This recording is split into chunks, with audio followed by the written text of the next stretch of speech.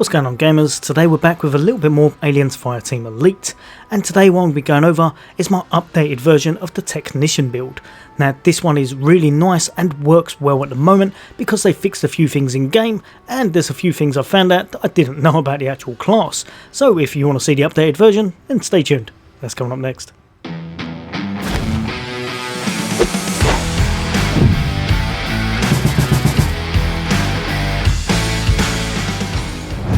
Welcome back, you guys and girls. As always, for all things gaming, for all things Xbox, then why not hit that subscribe and bell icon?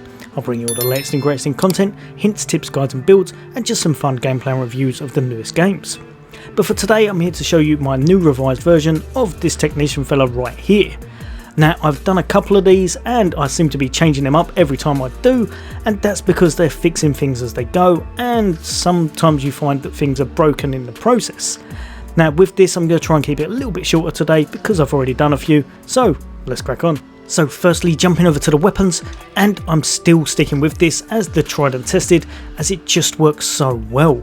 The Type 95 combat pistol is an absolute beast of a gun. As you can see there, the damage is 315, fire rate of 5.2, the reload speed is also very nice, and the weak point damage with what I've got on it gives it 285%. This is just an all-around amazing pistol, and its accuracy and stability means you can really get off those long shots and get a lot of weak point damage from a very good range. Also, if you'll have a little look, it does have a little bit of fall off, but it's not too bad, meaning you can go medium to long range if you need to. Now jumping over to its attachments, and I've gone with the micro red dot sight. This one is down to your own preference. I really like this one because it gives you a little bit of zoom magnification. It comes with weak point damage 15%, handling 15% and zoom magnification 10%. Also, it gives you 5% aim assist on hit for 3 seconds and can stack up to 5 times. If you wanted a slight bit more damage but without the actual zoom in function, you're probably going to bop straight up to this one right here and go with the hybrid sights. A little bit of accuracy, 20% of the weak point damage instead of the 15, that's probably the next best in slot depending on your playstyle. Jumping over to the mag, and we've gone with the tactical mag. Now this gives fire rate of 20%, and the main thing we're after more than anything is the max ammo 35%. This really does help, especially going into late game. If you're doing those tougher difficulties, I know this fires a little bit faster, so it probably is going to take up a bit of ammo anyway, but having that extra ammo really helps on anything over intense. Lastly, jumping over to the first one, and we've got the slight compensator with the small muzzle. This gives you 30% stability, but again, more than anything, you're after that weak point damage. The gun's really accurate, it's got a nice bit of stability, you can hit a lot of weak point and headshots. Make sure you're using that, and make sure you got as much damage for the weak points as you can. This really helps that. And down to the perks, and you've got 5% stability, 5% stability, 5% fire rate, and lastly 1% fire rate and stability on shot. This effect stacks 5 times, meaning you get a really fast firing gun. You've got the extra ammo, you may as well use it. Just be careful that you don't use it too fast in those really late game activities such as insane. Bopping over to the CQW or close quarter weapon, and still just hands down my favourite close quarter weapon in the game is the M37A3 pump shotgun. Do not be taking any shots long range, do not be taking mid range. This is up close and personal. It really is nice, and it does such a chunk of damage. Now as you can see over here, we've got 182 for the shots, but obviously that's per pellet, and it comes with 13 pellets now that we've got the perks up. The reload time is not bad at all, 0.23, the max ammo is a 104, and that's because of the attachments we've got on. All in all, it's a really nice shotty to use, and with 8 in the mag and 190% weak point damage, you can really do a big chunk of change to pretty much anything in the game, including those tough elite enemies. Jumping over to the optics, and we've got this one right here, the hybrid sight. Accuracy 30%, weak point damage 20%, it does the job that you want it to do. Next up, and we've got field reserves. Nice bit of reload time with 30%, and again max ammo 30%. Anytime you can put extra ammo into your build, especially like I said, if you're going for later activities, it really helps out in abundance. Jumping over to the left, and we've got vent brake medium muzzle. Weak point damage 20% and 5% handling and stability on shot. This effect stacks 5 times and resets on reload. Now the last one can help a little bit when you're aiming at those really tough elite or armoured enemies. My choice would probably be this one just here, which would be really good for taking down, again, extra damage on top of those normal enemies. Obviously, if you're trying to fight a lot of Praetorians and things with this gun, this won't help out as much, but it will definitely do a big chunk of change to all of the smaller enemies. So this one right here, if you're going for a big number on all of the smaller enemies, and this one I would say is overall probably best for just all around use. And like I said, 20% weak point damage is definitely going to mount up on those bigger enemies with most builds. And to the perks, and we've got 5% reload, the +1 projectile, and lastly, enemies take an additional 0.36% damage on hit for 5 seconds. This effect stacks per projectile that hits and can stack up to 13 times. This gun is just amazing for taking on those larger foes.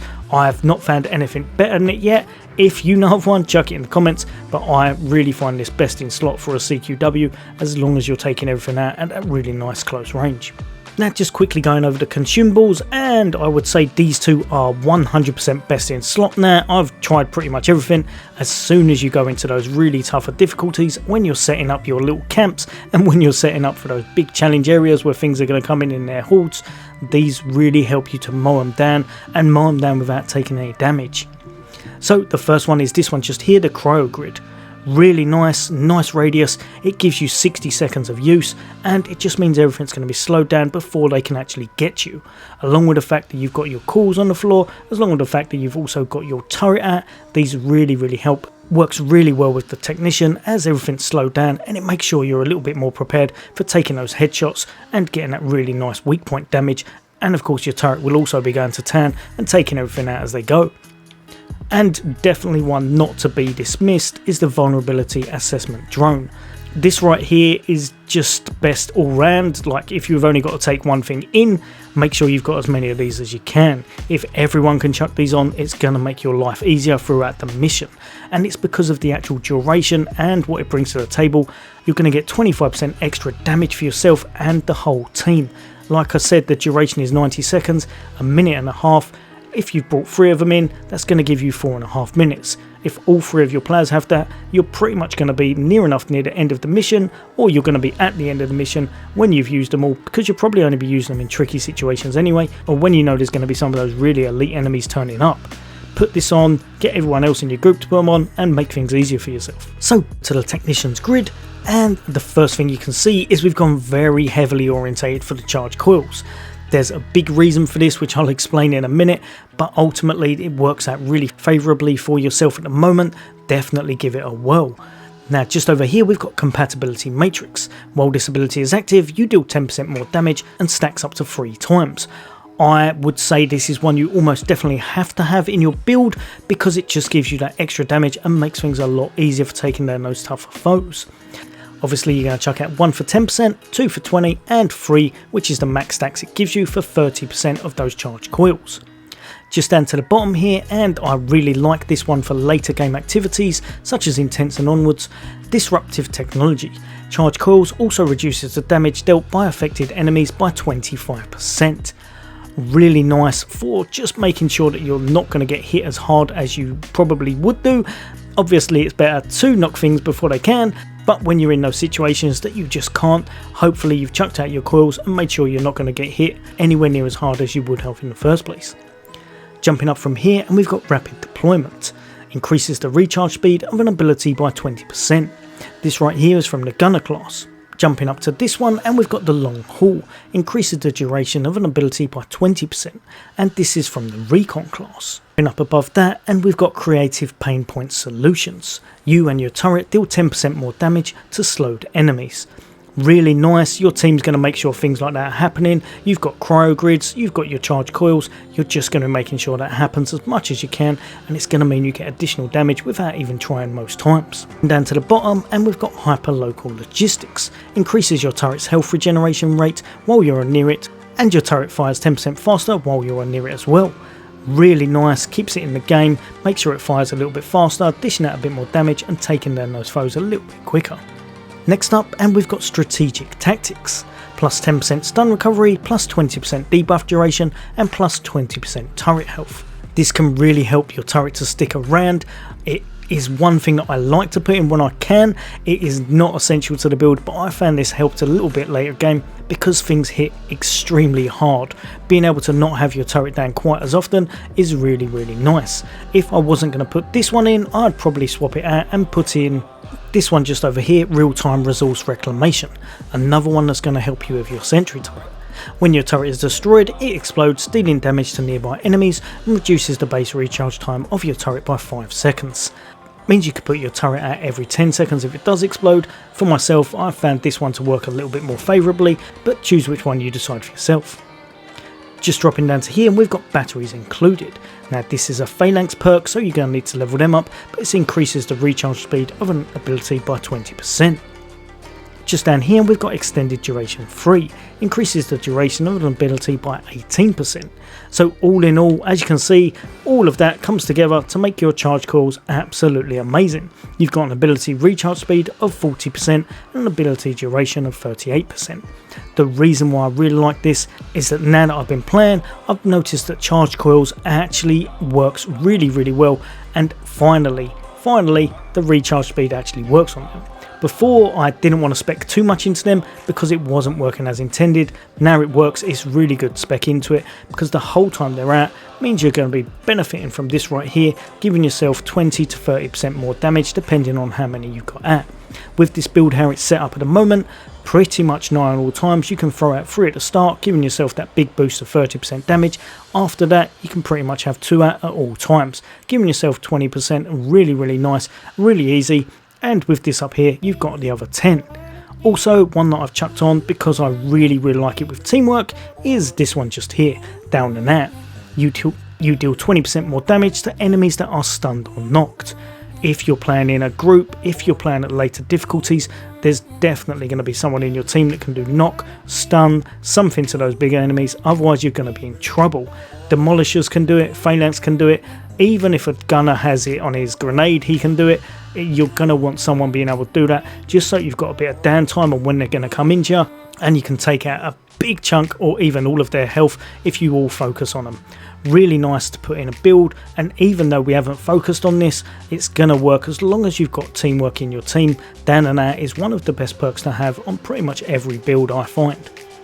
Just jumping over to the left, and we've got dynamic delivery systems. Your turret now fires 10% faster and deals 25% more damage to armour.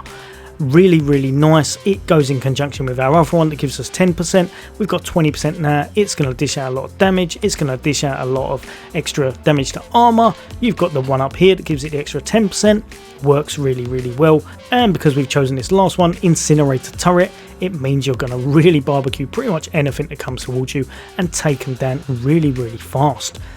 This is definitely the best one to put on. However, if you've seen my last video, the main thing you're going to want to note is it doesn't tally up the actual damage properly at the moment.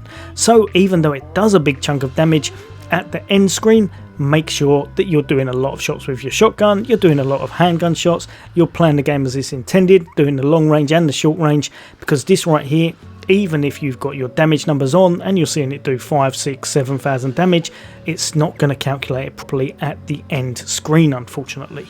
It will be doing it during the game when you're playing, but it just doesn't tally it up properly currently in game. But definitely still keep it on because it is by far the best, and you definitely need it on those late game missions. Hopefully I didn't take too long. That is a bit of a revised one from some of my others, but like I said, some things are working better now, some things are working not better, but yeah, there's always a few things that comes up in these games. Main thing is just use this guy exactly where he's supposed to be. Make sure you're chucking these out at all times. Like I said, you can have 3 out, you can have the 30% extra damage.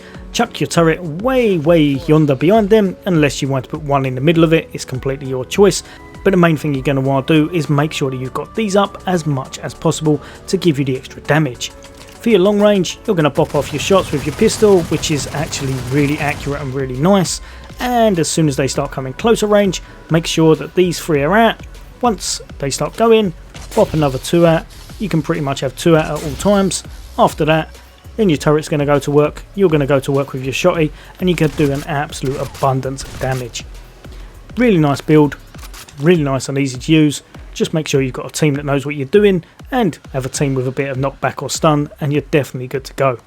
As always, guys and girls, for all things gaming, for all things Xbox, I can't see my face. But anyway, good to go. Take care. I'll see you on the next day.